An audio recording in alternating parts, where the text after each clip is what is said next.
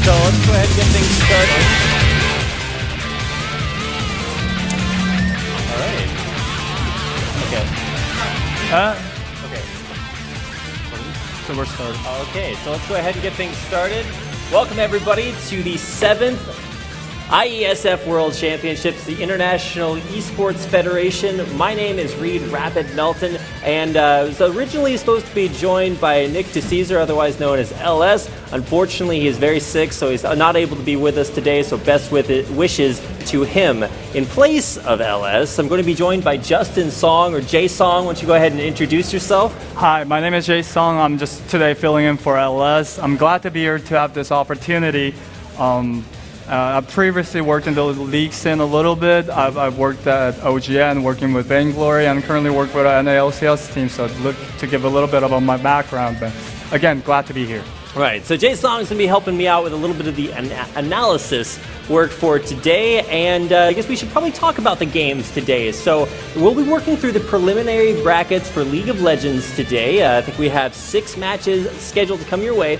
It's best of 3 all the way through the preliminary matches, so there's going to be a lot of action here today. Now, what is IESF? It's the International Esports Federation. That means that we're going to be covering countries from around the world. These are national teams, so all of the players from these teams do belong to the country that you're seeing them represented. You can see the total of 23 countries participating here in IESF this season. It's actually pretty impressive to see 200 players from around the world. And this isn't just kind of from around the world. This is actually from absolutely everywhere. Well, everywhere with 23 countries. They're going to be competing in 3 events: League of Legends, StarCraft 2, and Hearthstone. You can see the brackets here for League of Legends on your screen right now. Now, this is, we've taken 16 teams, split them up into 4 groups. The top 2 teams from each group will advance out to the playoffs starting tomorrow. Now, that does mean that they'll be playing round robin in their groups, and I think we'll be starting things off with Group B, and then skipping around between the groups as the days go on.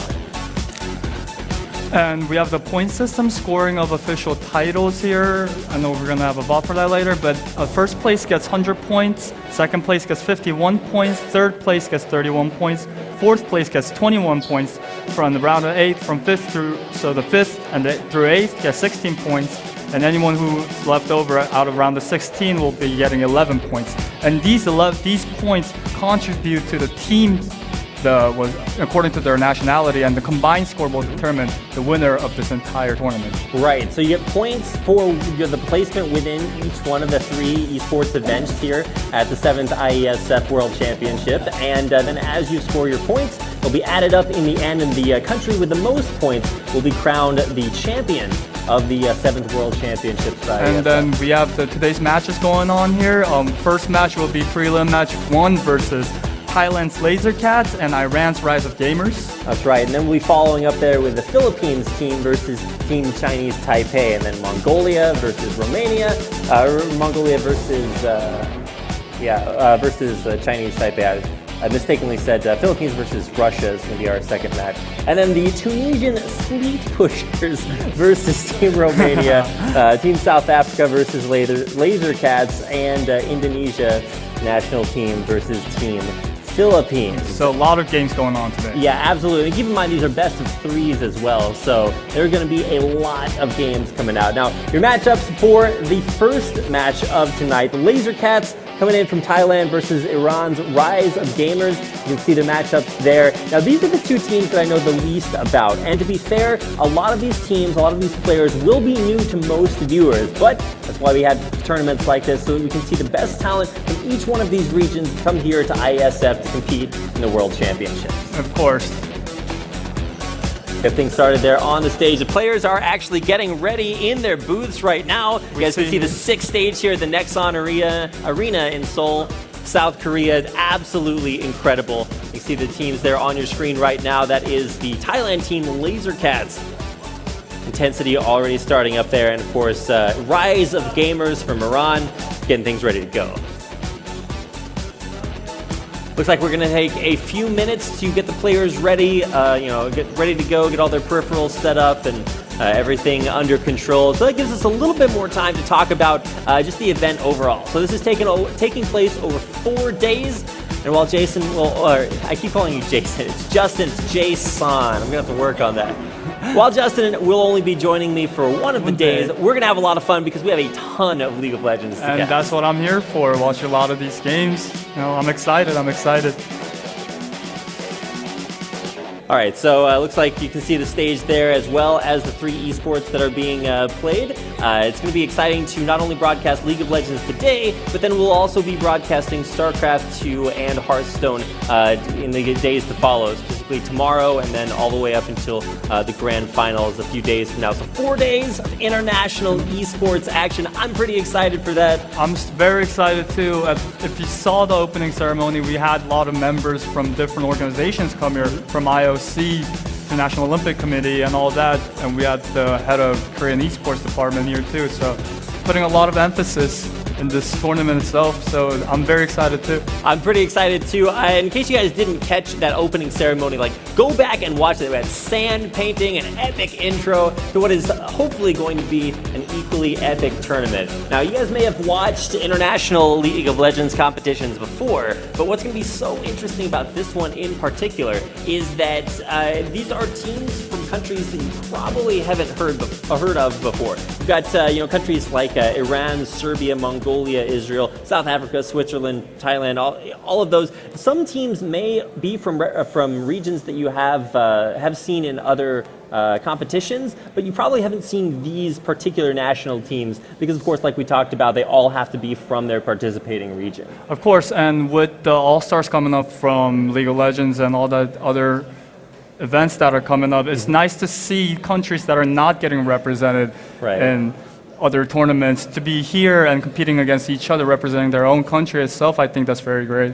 I know I'm from the States, so I haven't personally been represented there's no U.S. representatives here, but I've been talking to a lot of the players from around the world who are here to participate, and it's been really cool to talk to them about some of their minor competitions as they've been starting out in esports, and then just getting bigger and bigger within all of their countries. I was talking earlier about some of the leagues developing in Mongolia, especially, really heavily investing in esports, and that's not a country that I traditionally associate with that, so it's just really cool to hear about a lot of different smaller countries around the world, even bigger countries around the world, coming here together to compete at the 7th International Esports Federation World Championship. What I personally feel like why this league is important with this tournament, World Championship is important is because we get to see the potential of a lot of these regions that we're not aware of. We might see Iran play very well, Israel play very well, Mongolia, as you have mentioned. So,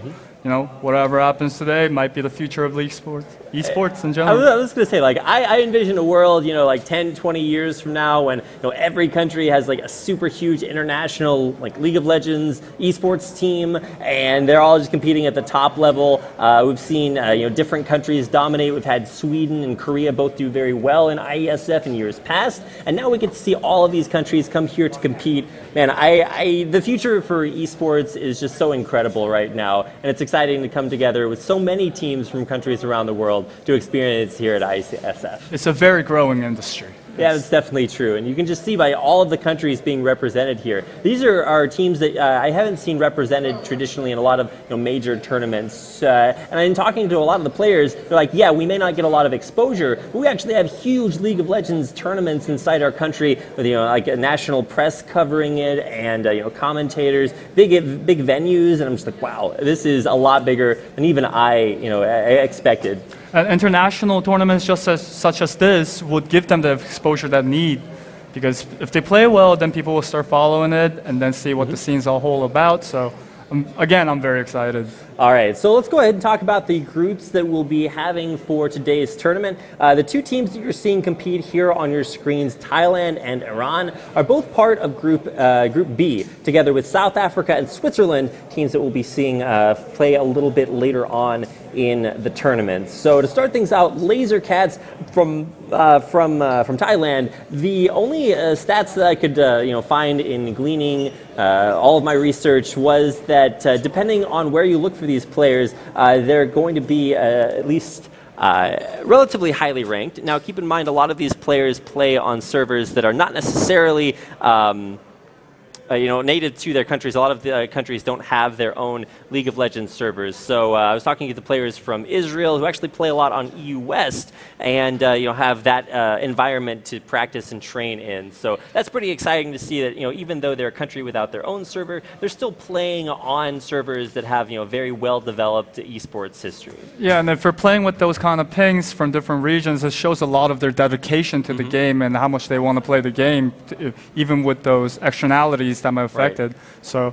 Yeah, and I was actually, speaking of the Israeli team, talking to them, they actually get really good ping to the EU West servers, like 60, 70 ping. It's actually pretty incredible to see how maybe the world's a little bit smaller than you think about it. That's one of the big sort of realizations I'm having here at IESF, is that you may think of esports as like a global phenomenon, but you don't really realize how global it is until you come to a tournament here like the International Esports Federation, IESF 7th World Championship here, to actually see the real players. We have 200 plus players from around the world, and these are guys that I personally have not, for the most part, had the chance to meet before. And in just talking to them, it's like, I don't know you, I may not speak your language, but it is so cool to come together because we all understand esports, we understand the games, and it's really cool to have that in common. No matter where you're from, if you're part of esports, if you're playing in these tournaments, it's just really cool to have that in common. Yeah, and I guess that's best part of gaming. It doesn't matter where you are, it doesn't matter what time of the day it is, you can always turn on your computer and play video games. And it's very accessible, I want to say. Definitely, and especially for this event here in Korea. I know Korea, kind of a nexus of esports for quite a while. It was really impressive for me to come in. There's actually a PC bong like 2 feet away from the hotel that I'm staying in, and it maybe seems kind of stereotypical, but I was like, I wonder where the nearest PC bong is. Looked it up. It's like 2 feet away. I went down there last night, and it was so cool to just see the basis for Korean esports right there. I know several of the players that I've talked to have also experienced the PC infrastructure here, and it's just really cool. I think my hotel internet here is better than the internet that I have at my house at home. So I'm just like, it's pretty cool to be here. It's my first trip to Korea, and I know Justin's been here quite a while. So yes, kind I've of been showing here me around. half and half. Yeah, PC bongs, very common thing here in Korea, just because how the culture is. Especially gaming too, and I personally think that's how it developed a lot, is the cultural aspect of Korea and Asia. It's like that fosters the environment where you have to go inside and play games because they just don't have a lot of time to do anything else. So it's like, well, yeah, big esports infrastructure, and Korea will be fielding a team for IESF. It's a team known as FOG or FOG. We'll maybe explain a little bit more about that as we get a chance to watch them as this tournament goes on. It looks like we may be about ready to get this underway. We're just waiting on Thailand and Iran, both of their players and teams, to get everything set up here. So while we wait for that, we can talk about maybe a few of the other teams in this tournament. I do encourage you guys, if you're looking for more information, it's definitely out there. I was looking up all the teams, the rosters, the schedules for all this, for the entire event. It's on IE-SF.com, so you can find out anything you want about there. They've got detailed rosters and everything there, so it's been really cool to just see not only the information that's being put out there about the event, but also the national news, media, esports clubs coming together and really getting the news out there themselves. Like, I hadn't heard about a lot of the players or the rosters for the teams for this tournament before, but then in just looking around, I saw an Israeli publication, a South African publication, saying, hey, members, citizens from our country are going to Korea to compete in 7th IESF World Championship. Let's talk about them, their adventures, how they came together as a team, and then they're not just a League of Legends team. They're representing their entire country here at IESF. Yeah, and I feel like for the players, that itself has a lot of vendetta in themselves to playing at an international tournament representing their own country. If I might feel a little bit pressure, I don't know, maybe.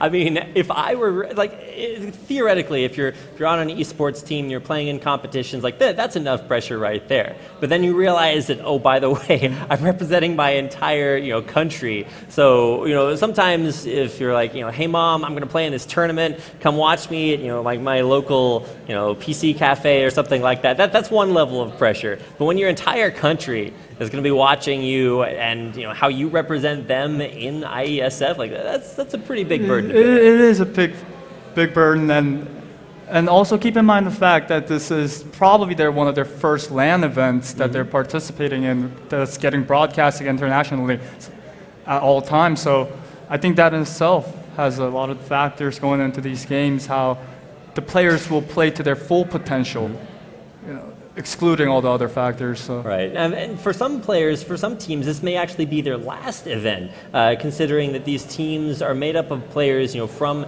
their regions. Others may have offers to go to different teams when they return, and so you may not get a chance to see these particular rosters compete again. So really, this IESF is a really, really good opportunity to see where these countries are at as far as their esports infrastructure. It's going to be pretty exciting to see how they face off here, again. see all the flags of the teams that are being represented. Swapping back over there to the Iranian team, getting things started, seeing if that they're going to get everything up and ready to go. And not even flags of teams, flags of entire countries. So that's going to be especially exciting when that works out. So looks like just waiting on the players here, and we should be able to get this go here in just a minute. But in the meantime, Justin, what's your esports experience been like so far in Korea? I know in talked a Korea? little bit, yeah, or myself. Well, talk about yourself. I mean, I've been always into gaming in general. Growing up, I had my first personal computer when I was in first grade, so I don't know if it was the right decision for my parents, but I had fun growing up. Played a lot of StarCraft. I actually was into MMORPGs. Okay. Like World of Warcraft was the primary game that I played. FPS, Counter-Strike, all that. But about 2-3 years ago, started playing League of Legends. Based on my friends' preferences, and then decided to join the game and been part of the scene ever since. Okay, so all right. Continue. And then this summer I had the chance to work at OGN, working for a game called Vainglory. I was doing a lot of translations, and that's how I actually got into the scene, met a couple of people. Someone offered me a job working with some team from NA, so that's what I'm currently doing as a moment. And it's been a great experience just being here. Well, hopefully it's going to continue to be a great experience as you cast here with me. I promise I don't bite, so we'll get the chance to know each other, and of course everybody else out there watching hopefully get a chance to know not only us, but of course the teams playing. We'll be seeing these guys compete a lot over the course of their group stage matches, preliminary games here from today. There's going to be playing a lot, so hopefully you guys are ready for some international esports competition. It does appear as if we'll be having a little bit more of a delay as we wait for the players and the setups to continue to be prepared. So that means that we got a little bit of a wait before the games actually start. But once they start, we're going to be having a lot of League of Legends. A lot of League of Legends, and you guys won't have to talk us here for the entire thing. So my experience with esports, I've been doing commentary for about 5 years now, and specifically with League of Legends, started out for me, just casting small collegiate leagues, and then it turns out that you meet players who are in college who also happen to be pretty good at the game, and then followed them up as they join teams, and even with a lot of the players from this event, a couple of them I've actually had the pleasure of getting to meet and see play in other organizations. I know there's a substitute player for the Australian team competing here who plays for the OPL team Trident Esports, and I was like, wow, this is super cool because I've gotten a chance to watch them play before professionally, and he's going to be joining his team Imperium here to represent Australia. So that's actually really, really exciting for me to get a chance to not only be involved in international leagues for the last few years, but also to see so many players from so many regions come here to compete at IESF. Do you want to talk about your background for a little bit? Well, it was a little bit of my background. I think most recently I've done casting for the LJL. It's the Japanese League of Legends circuit. If you've been familiar with that. If you're not, you should totally check it out because they're totally going to Worlds next year. JPL going to Worlds. But also just a lot of challenger scene work in general. Super excited for not just challenger players up and coming as in established regions, but also for international players up and coming in their various regions as well. I had a chance once again to talk to a few of the players and teams from different regions just this morning. We're all down at breakfast, and I was watching the different teams come in and eat, and got a chance to talk to a few representatives from Romania yesterday, and I was like, how's all that working out? It's super exciting to hear about all of them, and it's going to be exciting to see these games start. Looks like we have about a 5-minute break coming up, so we're going to send you over to that. We'll be right back with some more League of Legends.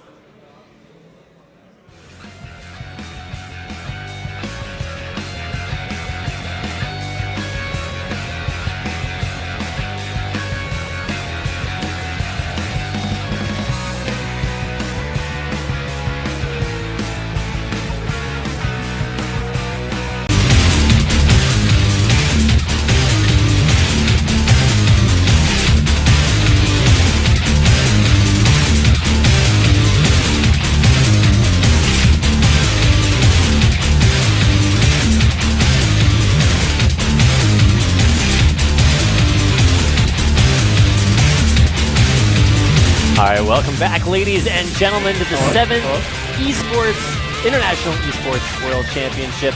My name is Reed Rapid Melton, joined once again by Justin Song. Justin, how's it going? Yeah, I'm good. I've been good for the past 5 minutes, yeah. Okay, good. And I know our teams are doing a lot better here. We've got everybody in the lobby ready to go for our first game of the day. It's going to be a best of 3. Now, keep in mind, these are preliminary matches, so it's going to be best of 3, but it is single elimination. So if you lose your best of 3 here, you are out of the tournament. Not going to be seeing you tomorrow, but that does mean that we are going to be going through, I think, 6 preliminary matchups between some of the opening countries are Thailand. We're seeing face Iran here first off, and then Russia facing off against Philippines. It looks like the teams are ready to go. We should be getting into our first game here in just a minute. You can see as the teams get ready, it looks like everything is good to go. So we've got Thailand versus Iran here, Justin. Now, we don't know too much about these teams. It's going to be exciting to see how they face off against each other. Yes, personally speaking too, I don't know any of these players, but I mean, they're representing their own country. They must have some sort of, And here we go. We're getting into Game 1, champion picks and bans. Of course, we're going to be seeing Thailand there over on the the right-hand side of your screen, with Iran playing over there on the blue side. Now, sides were chosen by coin flip before this game, and if we get to a third game, that game will also be chosen by coin flip, or at least the sides for those. And now we get to go through picks and bans. We're going to go ahead and start things off there. You can see Tom Kench, the first ban there by Iran. Top tier support right now, a very good ban. I do not know if that is in one of the LazerCat's support players champion pool, but good ban. Elise, okay, so second ban is Elise. Trying to get rid of the junglers first. And primarily, we're going to be just seeing strong champions be banned out here. There's not a lot of research that you can do between a lot of these teams. Now, some of them may be more well-known than others, but you'll probably see adjustments made between games. And keep in mind, we're playing in patch 5.23. That is the most recent patch. So, okay, Ribbon ban come in here. That's actually kind of interesting. I would imagine that's top lane Riven. We've seen a big shift since the preseason changes to top lane carries. So you're going to be seeing a lot more damage, a lot more priority put up there. And with that Riven ban there, you can see probably not going to be seeing that. Riven ban also is very countable. It's not a very good first pick to take and it's not a good pick to take unless you have other primary engages, for example, Ash Arrows, stuff like that. So I don't know why the Riven ban came here, but something. All right, well, looking for the next one, it's Fiora. All right, so keeping in that trend of maybe banning out the top lane, a lot of focus there. Riven, Fiora, and now Jax being banned out as the last ban here by Iran. There's still a lot of very, very strong picks that haven't really been targeted here. A lot of focus towards the top lane. What else is really left up that stands out to you? Mundo is probably the strongest pick in this patch right now. So it's really weird not seeing that being banned. Morgana ban coming in here. So Rise of Gamers has a lot of options to take for their first pick right now. You say Mundo's really big. What about Lord Dominic's Regard and all those Last Whisper items that act like they really counter like these high health, big tanky champions? I saw those be put into the game. I was like, yes, finally an answer to these big super tanks. But I know we were talking earlier, and you're kind of skeptical about those.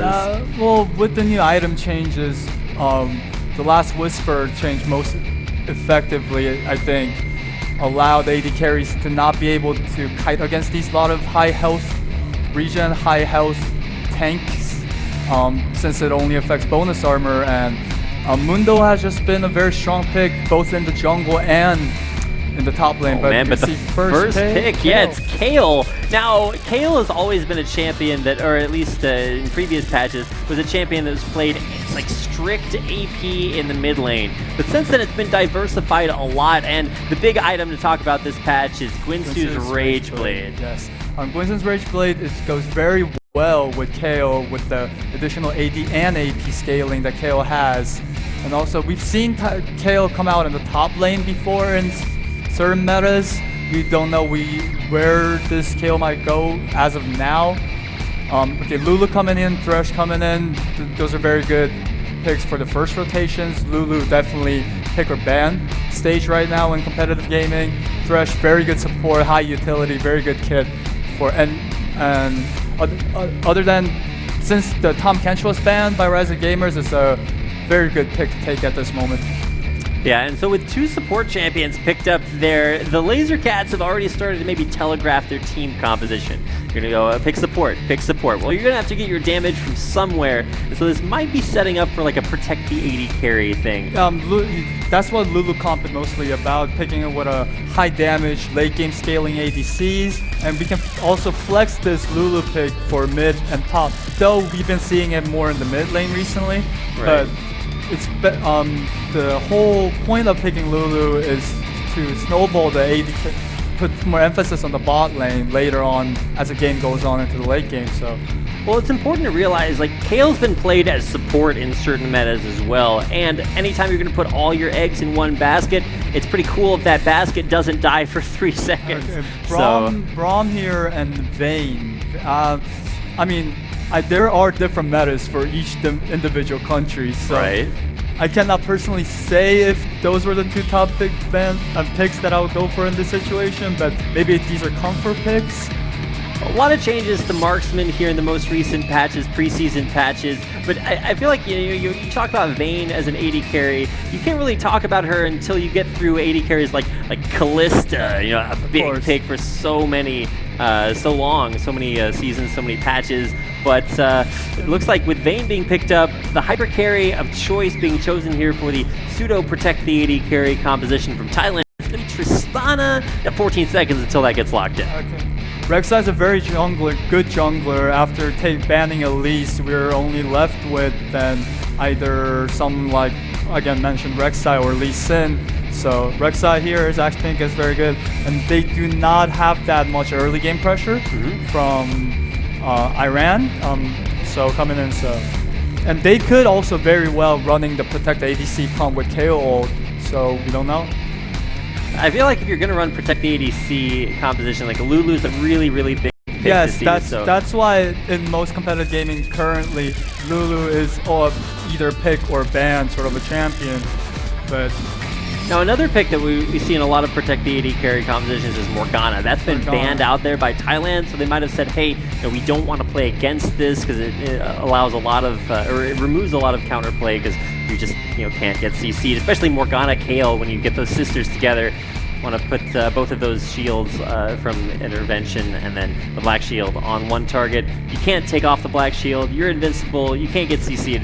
It's really devastating. So nice Morgana ban, and now we're gonna see Jarvan hovered over. No, Jarvan's been coming back a little bit in this patch. Yes, players have been utilizing Jarvan pick for both top and jungle.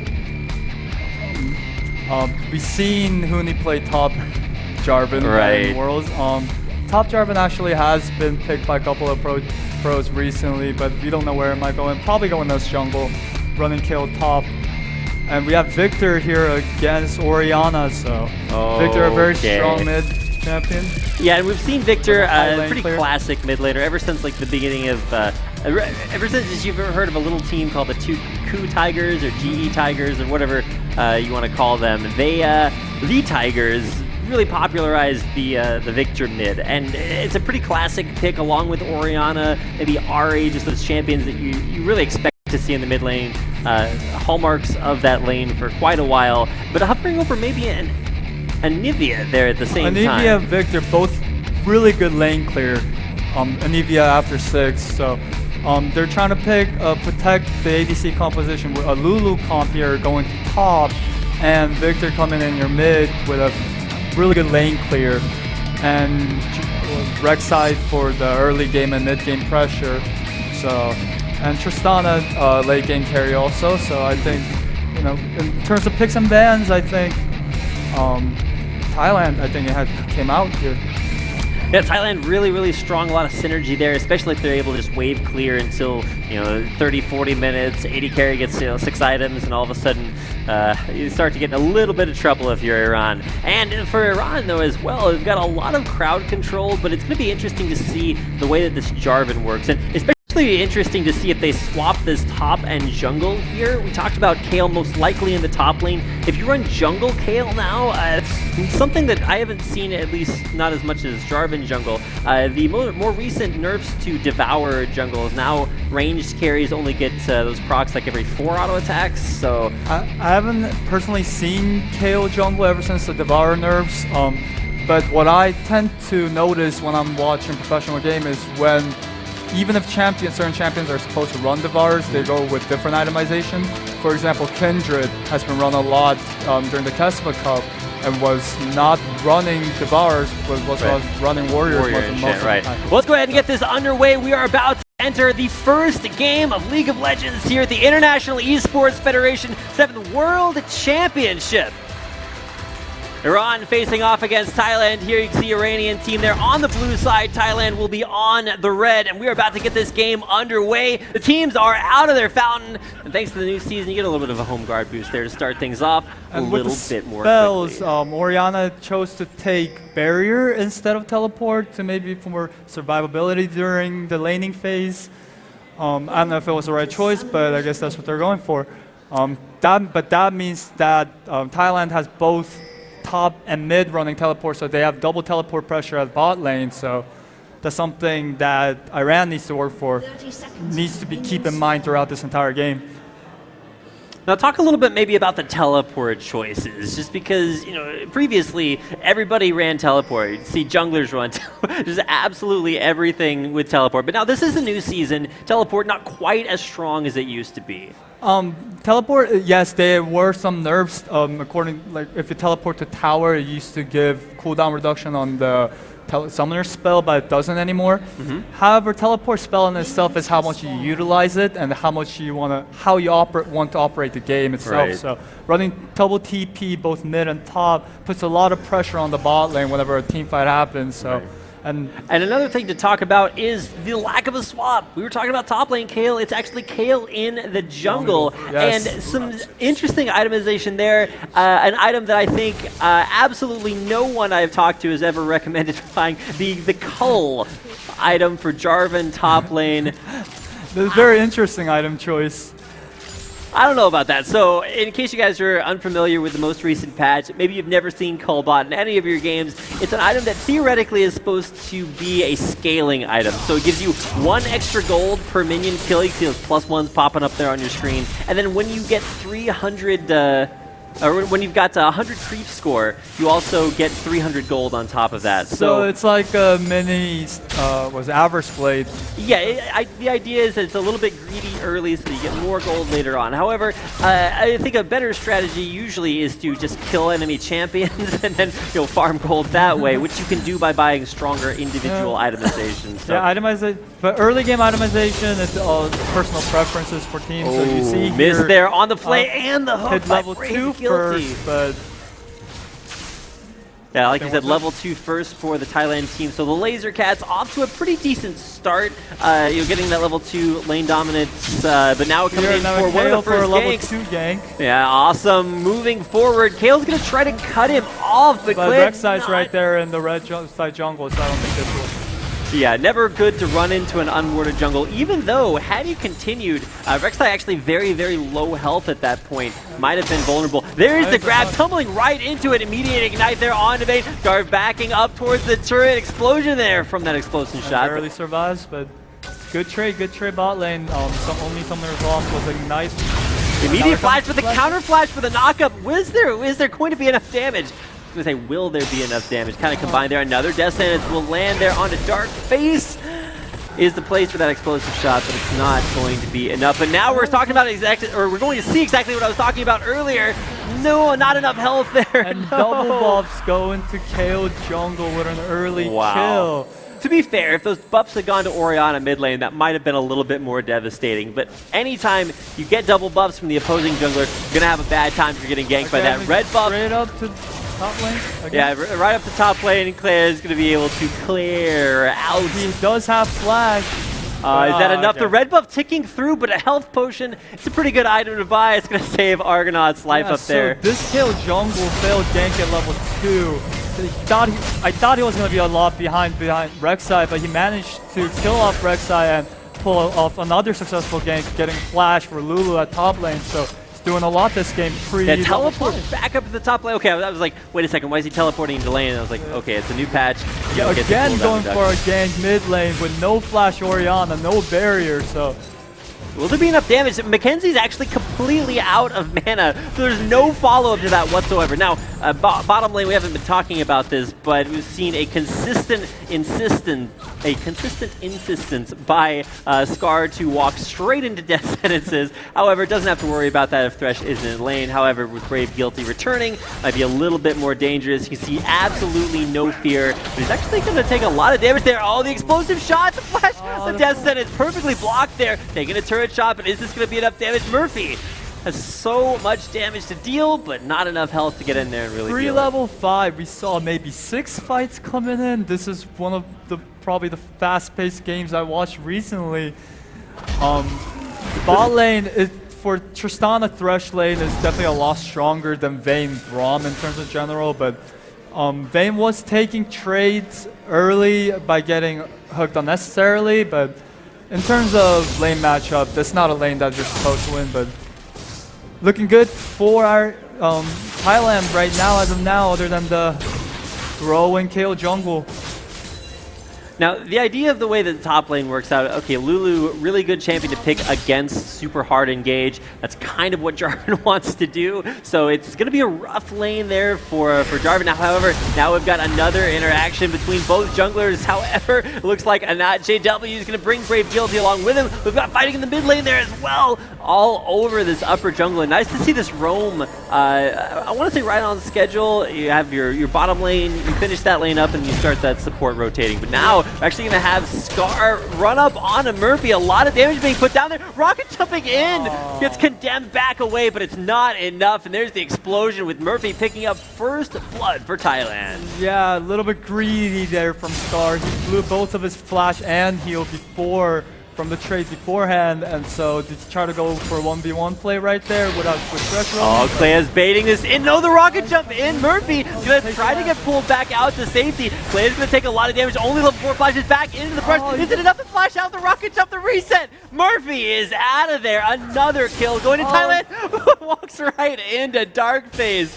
He's going to pick up that kill. Some bloodthirsty support action going down there, but a very strong start for Murphy. Yeah, I thought he was going to get out there alive with the dangerous game. But you know, Murphy needed a little bit more help there. Yep. But top lane Dark also needs a little bit of help.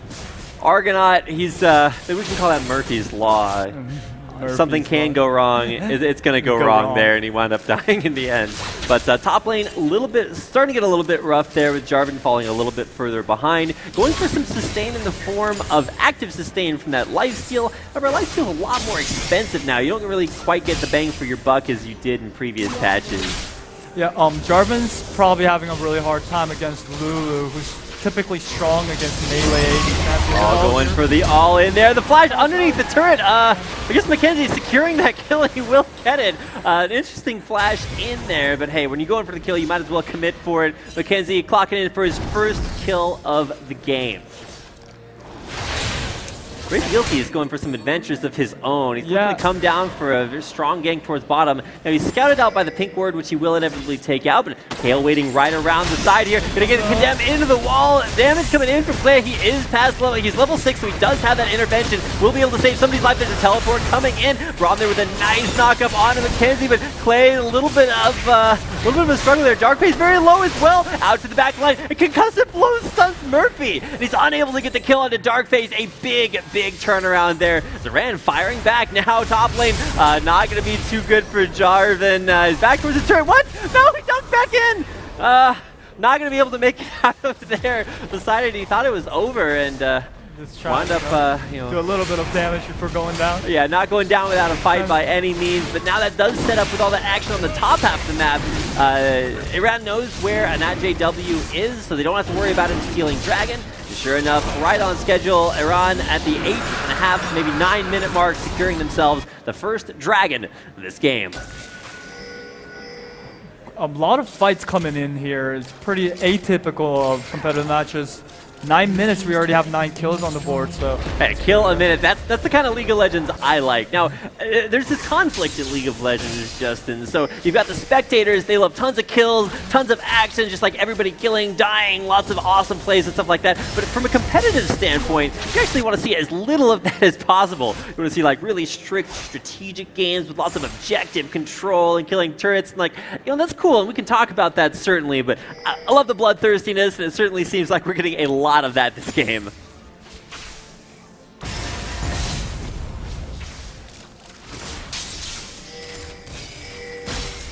little bit of action there in the mid lane, but it looks like things have finally quieted down. We will be seeing Thailand play a little bit later on versus South Africa here as well, and I think Iran scheduled to play maybe later on in the day. Nope, looks like this is the only time we're going to get to see them, so get it while you can, and it looks like Iran are getting it while they can. They're just barely ahead in kills, but it's really the goal that you have to look for. Whoa, tumbling into the death sentence. Perfect prediction. The teleport coming down to the bottom lane. Boom goes the dynamite. That's going to be a shutdown for Murphy. Going deep, going the distance onto Darkface. Looks like Darkface is not going to make it out of there. A double kill again for Murphy. Shockwave will pull Mackenzie back underneath the turret, but no, flashing out at the last second. Awesome. And this is what I was talking about at the beginning of the game, running 2 teleports. Lulu already TP'd down boss. Apparently, I guess at that instant it didn't work out very well, but now Victor, let me correct myself, Victor teleported earlier, but now Lulu's coming here, pulling off another successful dive at bot lane, so they're putting more emphasis on the bot lane since this is a bot AD carry focused team composition. So it's just all about protecting Murphy, who, to be fair, off to a pretty good start. Got that 420 score coming in, 75 to 45 CS. Man, that is a devastating strength to have in your team when it is so focused. Oh no, Clay, caught out by himself. You can't intervene yourself out of that one, I don't think. Or can you? What? Okay, the glitter lands at the last second, securing that kill onto Kale. Still coming in. Possible turnaround here. Ostagar wanting an opportunity to go in there, but not going to overextend into the enemy team. Mackenzie, in the meantime, he's all the way up top lane. He's got his own way to play League of Legends, and it involves clearing that lane out and helping push that down. A mistake from Cleo over there. They knew that they were moving up after harassing that second tier turret bot, but still managed to just walk in there. Maybe if there was a teleport coming in flank, but a little bit too late. I don't know the communications, but definitely a big mistake. Consistently across the board, with the exception of the support role. Every single player from Thailand higher CS, like a support and jungle. But you also got to look at where the builds are at coming in here. You've got Cinder Hulk, so tankiness from the jungle. You got tankiness from the top lane too, and that Rod of Ages Lulu. I know I've heard mixed results on that. How do you feel about Rod of Ages Lulu in the top lane? Rod of Ages Lulu, as a top laner, I don't really like Rod of Ages Lulu, but I feel like it gives a lot of health and a lot of mana, and as you mentioned, it builds a lot of going for the big dive in there onto Awesome, knock backwards, the explosion will take him down again. Murphy 5-2-1. We got bottom lane in a 2v1. Will this be Scar going down the glitter lands to take him out? And now we've got another bloodthirsty support versus support battle. Argonaut trying to kite this out. Face is coming out of this alive. Darkface finally gets those concussive blows, but there's the ultimate Lulu with a 2 versus 1. Argonaut comes out on top, living and up now to we his are at name. 6.6k goal lead at 13 minutes. If Thailand can snowball this into another big lead, I don't see Iran pulling this off very well. Well, you got to look at it. If we're talking about protect the AD carry composition here for Thailand, the LazerCats, if you need 2 champions to get ahead on that team, it's the support and the AD carry. Well, we've got support up in the top lane in the form of Lulu. 4-0-1 and 5-2-1 score there for Tristana. Safe to say, they're pretty strong, so really, really devastating. However, if you can lock down one of those champions, maybe kill off one of them, maybe take out Lulu so she can't support Tristana anymore, that's possibly a way to come back into this game. However, just look at the options to get kills in that department. You've got a Jarvan who's 2 long swords into his build, and he's got 30 CS left on that cull. And a Vampiric Scepter coming. Man, specifically another item to point out here, the Static Shiv. If I'm not mistaken, here on the preseason patch 0.23, we've got a bunch of changes to Static Shiv. Primary one being that it does a lot less damage. Whoa, jumping in! Okay, that's one way to go aggressive, but awesome, very, very low. Will that give the reset there? Does look like Argonaut going to go unstoppable with a kill there. Scar trying to kite backwards, gets underneath his turret there. Wraith Guilty still up in the front, taking things up. There's a huge Chaos Storm on top of the gravity field. Darkface taking on the damage, just barely able to escape the Glitter Lance. It does look like an Ostagar will be able to pick up that kill. Will the Glitter Lance come in for another kill? No, just barely. Not able to find the kill there. You need to see the pink ward placed underneath the turret just to be able to scout out Scar as he was trying to stealth away. And we just saw Murphy just going in with rocket jump over there. Oh my gosh, there's a godlike Lulu. And it's not going to stop there. Ostagar, he's in a little bit of a rough spot. He's flashing away, but it's just not going to be enough. A double kill for Argonaut. This top lane, Lulu, beyond godlike at 8-0-1. Man, Lulu definitely is not the carry of the team, but with 8 kills does a lot of damage. I didn't really expect that. You're like, okay, the Rod of Ages is going to take some time to stack up. You might be a little bit slower start. It turns out he's not taking it slow at all. This Lulu top lane, absolutely devastating. Now, he's not quite to that Flame Horizon where he's 100 CS up over his lane opponent. But if you just look at that lane, just absolutely devastating. Now, finally a Tiamat coming in for Charger, but I don't even know if that's going to be enough to turn this one around. And Jarvan because if you're picking Jarvan top lane, you also need to be able to split push against the other laner, but he's not going to be able to 1v1 with Lulu at all. And in team fight, if he builds a Tiamat, he's going to die instantly. So he can't act as a tank either. So, Dragon taken by red team. Yep, so Thailand going to be able to pick up, that's their first dragon of the game. To Iran's credit, they actually were able to pick up the first dragon, so it's actually pretty commendable. They got that early objective lead, but they lost way too much over the course of their lanes, and even with Tristana, the big damage dealer coming out as a big threat, you still got this crazy Lulu to watch out for. He's now completed Morellonomicon, has that spell penetration for Sorcerer's Shoes, and his push coming in may be next to impossible for Iran to stop. And keep in mind, Triss is also very fed compared to other champions in this game. 5-3-3, has about 5 CS over the opposing laner, got IE already, so. And Static Shiv has been nerfed, actually I've mentioned in 5.23 from talking to a lot of pro players. They choose to go for the Rapid Fire instead of Static Shiv these days, but. And I mean, Rapid Fire Cannon, a great item to even buy. I know, man, not JW may be caught out here. There's contested blows. Is this a catch here for Iran? The last auto attack from Kale's going to take it out. And then the Lantern didn't go over the wall. Oh my god, might be a little bit too much damage. There's the Jarvan dunk on in. Darkface with a little bit of struggle, but look at Clay going in, picking up another kill. Ostagar in there with a third, and this is a rout. Might be the death for Murphy's Law. Coming in gets the explosion, but it's a double kill for Jarvan. Lot of damage coming in from Warriors and Champions, Stinger, Kale. So maybe this is the new meta. Okay, now let's see how this eye mechanic works on the Rift Herald. When the eye's open, he does take bonus damage from those auto attacks when you hit him up. And he's going to go down here. They did decide to give the Rift Herald buff to Ostagar. So he will be using that to split push. Like you said, that's kind of what Jarvan does.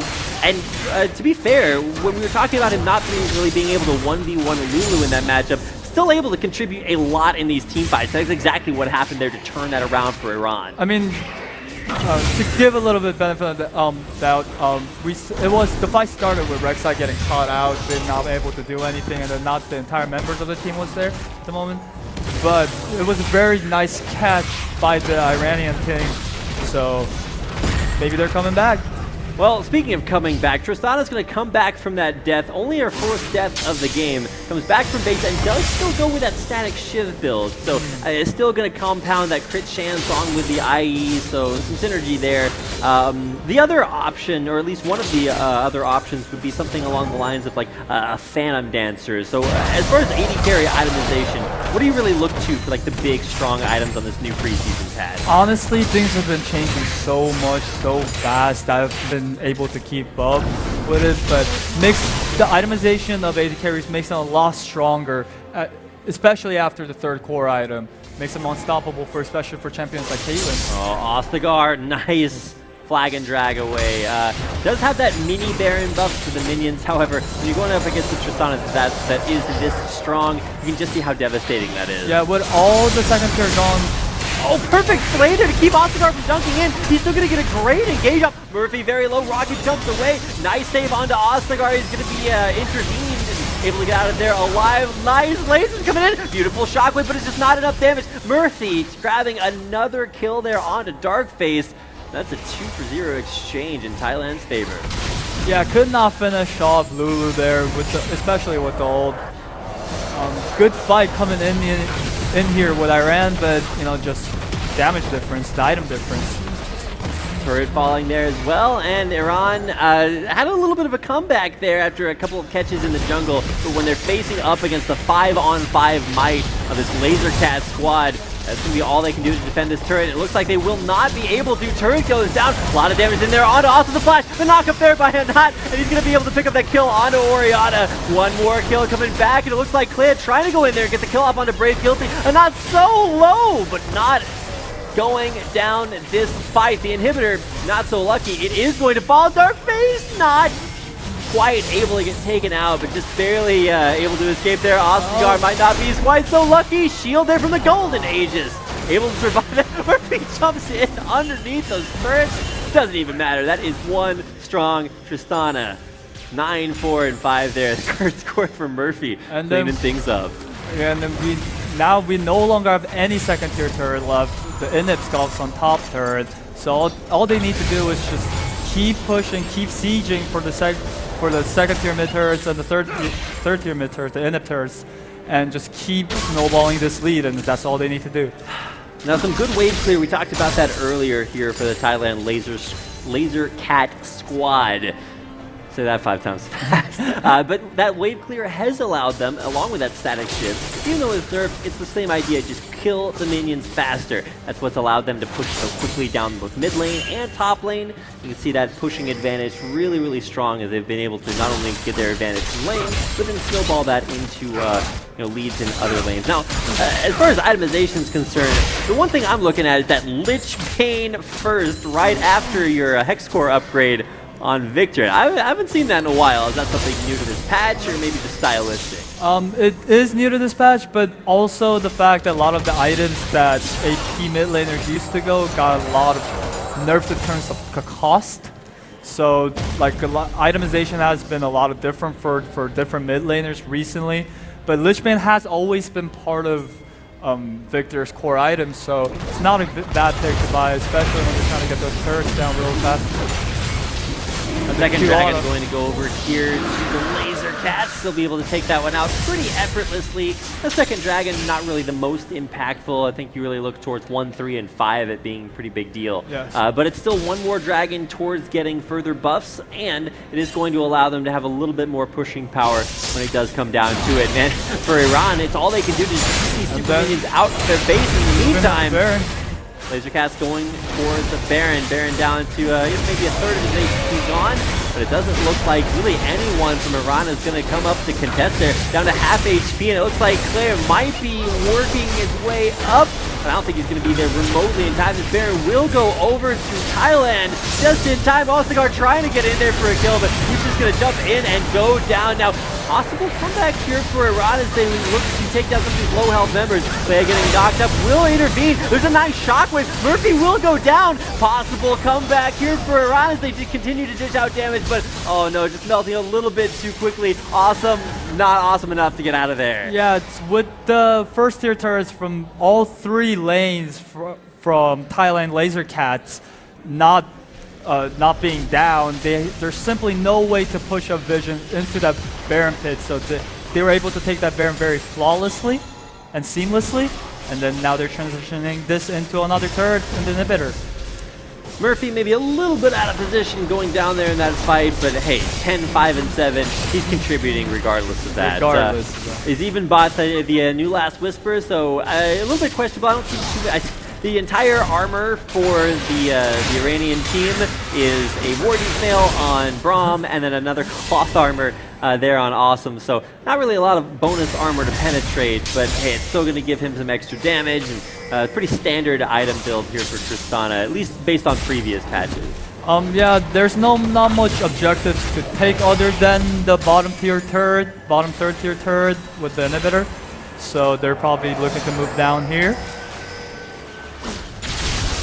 Here we go, trying to clear out these Baron minions. As they walk forward, they will lose that Baron buff, so maybe be a little bit easier to clear, but still with super minions pushing down the top lane, it's really just stretching this Iranian team so thin to defend the push down bottom lane. We got Lulu pushing in the mid lane. We got super minions up top lane, and this is really going to come down to, can Iran defend this? If they can, they may stay in the game for a little bit longer, but if they can't, it's going to signal the end as Thailand continues to push in further and further mid lane. Inhibitor is going to go down there. Great pushing in there by Argonaut. He's going to rotate down towards the bottom, and this is going to be where the game is decided. Shockwave immediately blowing up Mackenzie. He's able to stay alive there for just a few seconds longer. Allcigar dead, and now Braum dying as well. The pushing through, and not JW taking up that turret.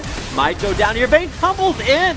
He's going to get knocked up, flashed in on, and taken down. There's Murphy going for the utmost. Triple kill coming in there for Murphy. And oh, it was Quadra at the end. Murphy going off this game 15, 5, and 7. The pentakill to close out the game. The Thailand LazerCats coming out with a dominating 29-13 score.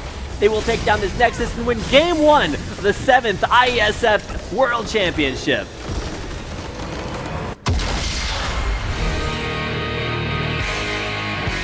What an incredible play. Incredible to watch. It's our first match of the day. It's only going to get better from here. Once again, these will be best threes.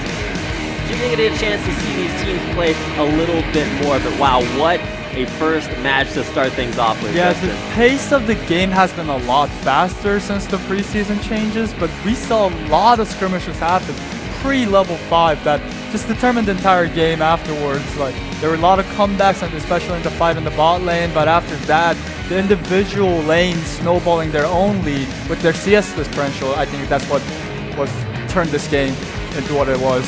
Right, just little advantages snowballed into bigger and bigger ones. Lulu just got completely out of control there in the top lane. Ostagar, while he was able to make a couple of nice catches for around there towards the mid game, just wasn't really able to do those Jarvan things. Split pushing didn't work out. Was never really able to 1v1 his lane opponent. And you got to talk about Murphy, that crazy Tristana, maybe a little bit too crazy at some points, but still just absolutely devastating. We saw the classic Wound initiation taken from old CJ Antis Wound, where he jumps in as an AD carry, takes out all the aggro and flashes out immediately. So that's another way to engage, I guess. There's advanced strategies coming out there, but it was still really, really fun to watch. And that's what's so exciting for me, is to see a lot of new players, a lot of new teams. And up next, we're actually going to have Philippines taking on Trinity World from Russia. So that's going to be an exciting matchup to watch. The games continue here today. We do have 6 matches coming your way from these opening preliminary group stage rounds. It's going to be exciting to see which teams kind of bubble up towards the top and which nations come in and wind up going out here in the first day of IESF.